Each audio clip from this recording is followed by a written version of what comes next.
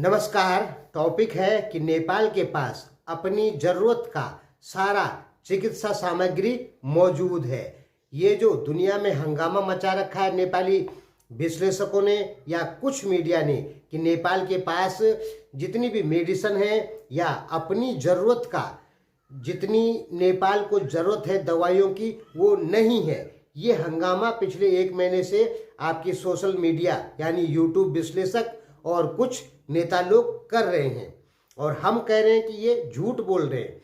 ठीक है दोस्तों, हम कह रहे हैं कि नहीं, ये गलत बोल रहे हैं। नेपाल के पास अपनी ज़रूरत का सारी मेडिसिन मौजूद है और सारा जो कुछ भी मेडिकल सामग्री होती है वो सब मौजूद है, अपनी ज़रूरत का जितना नेपाल को चाहिए।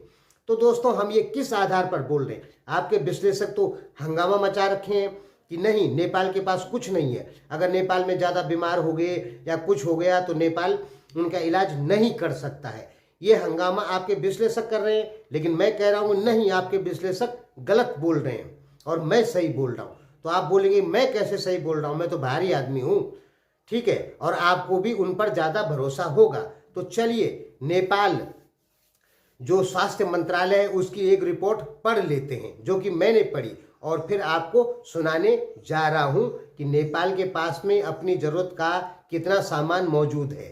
कौन सा सामान? मेडिकल। ठीक है, देखिए नेपाल के पास में 2021 से पहले 96 मान्यता प्राप्त फार्मास्यूटिकल कंपनियां थी, लेकिन 2021 से और 2022 के बीच में इनकी संख्या हो गई 108।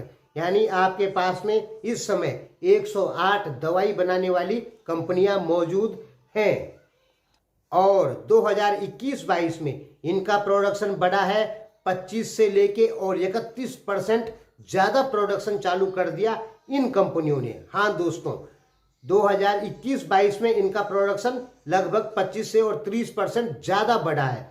तो ये इस बात का सबूत है कि हाँ, प्रोडक्शन अच्छा हो रहा है। रही ऑक्सीजन की बात, तो नेपाल के पास में 700% ऑक्सीजन प्रोडक्शन ज़्यादा बढ़ा है 2020 की अपेक्षा से। कितना परसेंट? 700% ज़्यादा बढ़ा है।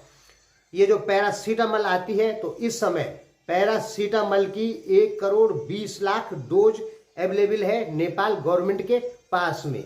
और ये जो जुखाम आदि जो दवाइयाँ होती है इसकी भी 1,20,00,000 डोज मौजूद है, जो कि बहुत ज़्यादा है, कम नहीं है दोस्तों, बहुत ज़्यादा है। ये तो है नहीं कि 1,20,00,000 लोगों को एक ही बार में बुखार आ जाए।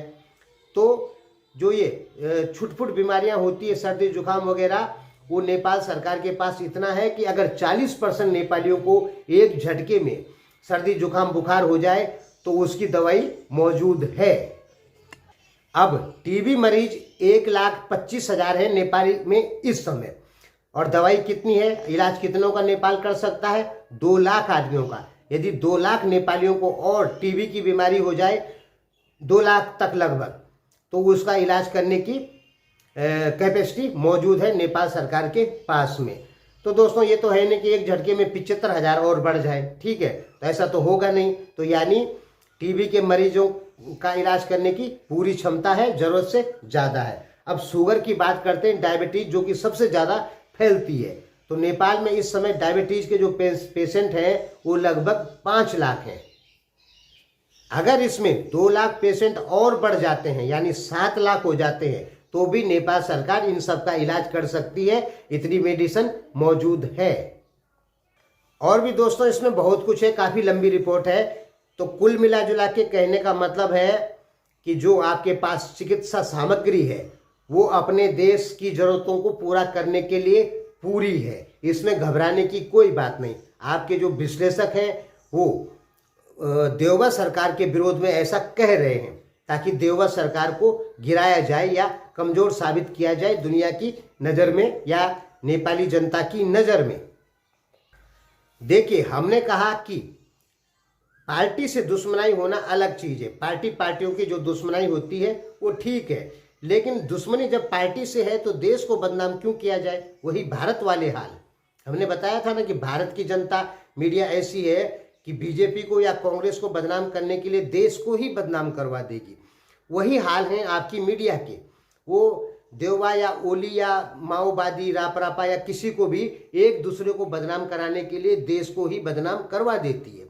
आजकल आपकी मीडिया देववा के पीछे पड़ी हुई है, इसलिए इतनी झूठी खबरें दे रही है कि नेपाल में नेपाली लोग अब भूख से मर जाएंगे। ठीक है, और नेपाल के पास में अपनी जरूरत का मेडिकल सामान मौजूद नहीं है। रिपोर्ट हमने आपको बता दी कि बिल्कुल मौजूद है, सोचने की बात ही नहीं है यहाँ पे। लेकिन ये विश्लेषक झूठ क्यों बोल रहे हैं?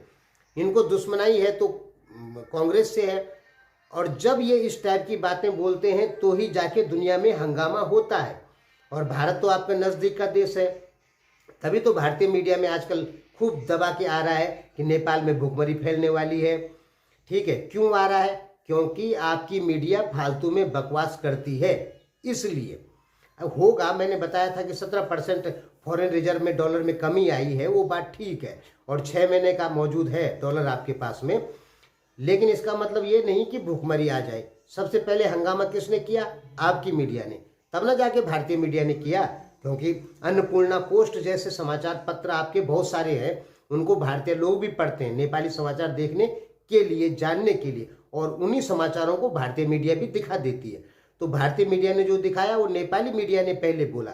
अब ये दवाइयों का लफड़ा भी आ गया। ठीक है, और जो चिकित्सा सामग्री है उसका भी लफड़ा है कि नेपाल के पास मौजूद नहीं है, ये आपकी मीडिया कह रही है, आपके भरत दाहाल जैसे विश्लेषक। हालांकि ये बात भरत दाहाल ने नहीं कही है, लेकिन उनके टाइप के हमने बताया था कि 100 से ज़्यादा विश्लेषक मौजूद हैं। ठीक है, जो कि चाइना को पूरा समर्थन करते हैं। तो ये वही लोग बोल रहे हैं, देखिए नेपाल में भुखमरी फैलेगी, नेपाल में आर्थिक संकट लग जाएगा, भुखमरी फैलेगी, 500 रुपये किलो चावल होगा। ये सब किसने कहा? नेपाल में बैठे चीन समर्थित लोगों ने। दोस्तों सच को जानिए, पक्षपात नहीं, सही बात जानिए। ये किसने कहा सबसे पहले कि नेपाली लोग भूख से मर जाएंगे? ये कहा नेपाली सोशल मीडिया पे बैठे भरत दाहाल जैसे नेपाल में 100-150 विश्लेषक लोगों ने। ठीक है, ये कौन है? ये सब चाइना को सपोर्ट करते हैं। अब ये फिर हल्ला मचा रहे हैं कि नेपाल के पास में अपनी जरूरत का मेडिकल सामग्री जो है वो मौजूद नहीं है। ये सब के सब देववा सरकार को गिराना चाहते हैं, इसलिए सफेद झूठ बोल रहे हैं। तो देववा सरकार को गिराना, वो पार्टियों की दुश्मनी अलग है, देश को क्यों गिराना? इससे देश की इमेज खराब ना हो रही है? नेपाल की इमेज पूरी दुनिया में खराब होगी कि नहीं होगी? बिल्कुल होगी। अब दोस्तों मैं भरत दाहाल का नाम इसलिए लेता हूं क्योंकि मैंने केवल एक आदमी को टारगेट कर रखा है, भरत दाहाल को। ऐसे बहुत सारे हैं, बहुतों के नाम मैं जानता हूं, लेकिन सभी को टारगेट नहीं कर सकते। ठीक है, तो भरत दाहाल जी को ही टारगेट करता हूं मैं, क्योंकि मैं उनकी वीडियो सुनता हूं और तब लगता है कि ये गलत बोल रहे हैं। उनका एक ही काम है, केवल भारत और अमेरिका का विरोध करना। ठीक है, भारत अमेरिका का विरोध जहां पे जायज है वहां पे करो। हर बात पर भारत और अमेरिका गलत हैं, और चीन हर मामले में आंख बंद करके चीन का समर्थन कर देना ये गलत बात है। कहीं चीन भी तो गलत होगा। ऐसा तो नहीं हो सकता कि 100% चीन सही है, और ऐसा नहीं हो सकता कि 100% भारत सही है, ऐसा भी नहीं हो सकता कि 100% अमेरिका सही है। लेकिन सबके सब चीन के पक्ष में बोल देना ये गलत बात है। मीडिया को निष्पक्ष होना चाहिए, जो कि भरत दाहाल बिल्कुल नहीं है। तो भरत दाहाल जैसे नेपाली विश्लेषकों का कहना है कि नेपाल अपनी जरूरत का जो स्वास्थ्य सामग्री है वो नहीं है नेपाल के पास में। ठीक, और मैंने कहा है, रिपोर्ट हमने आपको दिखा दी। तो कौन झूठा निकला, मामा भरत दाहाल या मैं? ये कमेंट बॉक्स में जरूर बताइएगा। धन्यवाद।